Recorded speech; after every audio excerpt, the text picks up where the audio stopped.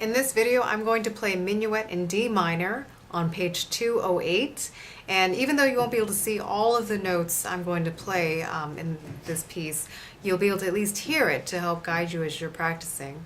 And I'll play the song all the way through, including the DC al fine. So when you get to the bottom of the page, you're going to go back to the beginning, repeat it, and then end after measure 12. So this is Minuet in D minor.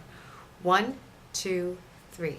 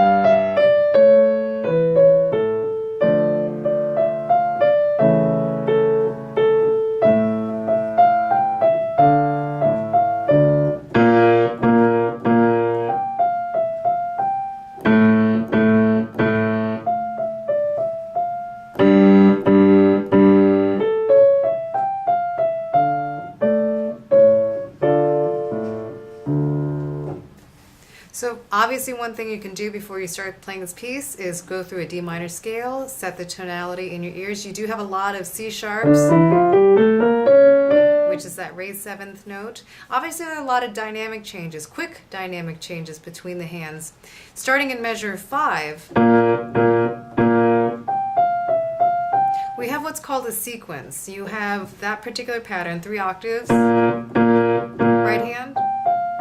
And then you have the same thing, but everything moves down a little bit, moves down in one step. So you're going to do the same thing and follow the same dynamics and same basic direction. In measure 13, all of a sudden we change, we're in a slightly different key at this point.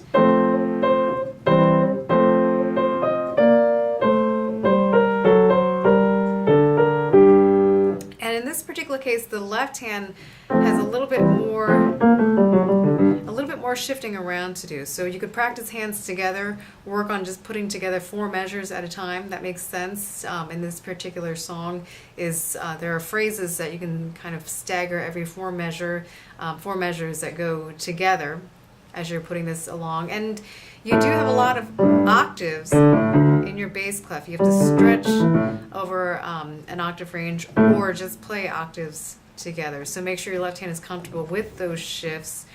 Practice a couple of those places.